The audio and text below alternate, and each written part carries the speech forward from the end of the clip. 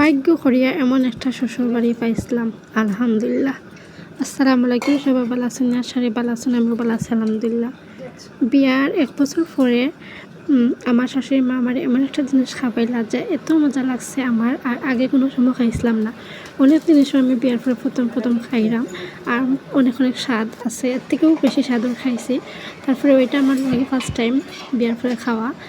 অনেকে তো অনেক রকমের মিষ্টি কদু খাইছি, এরপরে অনেকভাবে আমিও খাইছি, কিন্তু এইভাবে আমি খাইছি না আগে কোনো সময়। আপনারাও খাইছেন কিনা জানি না, অনেকে খাইতেও পারেন, বাট আমার খাওয়া প্রথম যে উড়ি বিচি দিয়ে আমি মিষ্টি কদু প্রথম আমি খাইছি। আমি বিয়ার পরে অনেকভাবে রাঁধছি, পিসা দিয়ে রাঁধছি, এরপরে এমনিও রাঁধছি, সবজিও রাঁধছি, কিন্তু এলাকান খাইছি না।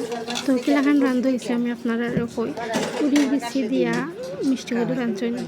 উড়ি বিচি পানির মাঝে দিয়ে একটু উঠরাইয়া হলুদ, মরিচ, লবণ, পেঁয়াজ, তারপরে রসুন টুসুন দিয়া, চিনিও দিচ্ছেন সামান্য দিয়া উঠরাইয়া, তারপরে মিষ্টি কদুটা ছাড়িয়ে দিচ্ছেন। মিষ্টি কদু যে সময় সিদ্ধ হয়ে গেছে বালা করে, তখন ওগুলোর মাঝে আলাদা করে বাগার দিচ্ছেন রসুন দিয়ে, একটু সামান্য পরিমাণ মতো আর কি তেল দিচ্ছেন, আর বেশ কিছুটা রসুন দিচ্ছেন দিয়া মানে ওটা উপরে বাগার দিচ্ছেন। আর এই রসুনের যে স্মেলটা, বাগারটা খুব সুন্দর হয়েছে। আর মানে ও বাগারটা দেওয়ার ফলে যে উড়ি বিচি দিয়া মিষ্টি কদুটা অনেক মজা হয়েছে, খুব বেশি মজা।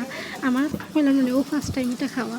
তো দেখতে পারি আমরা কদু হয়ে গেছে, বাগার হয়ে রসুন হয়ে গেছে, উপরে ডালিয়ে দেওয়া হয়েছে। এই সময় যে একটা গান করে, আর দেখতে পারা যে সুন্দর ফুটকাইছে, জিনিসটা দেখতে খুবই ভালো লাগছে। এর আগে আরও একদিন রাঁধিয়েছিলাম, এটা আমার দ্বিতীয়বারের মতো লাগে, দ্বিতীয়বার ভিডিও করলাম। তো দেখে লক্ষ্য টাটা।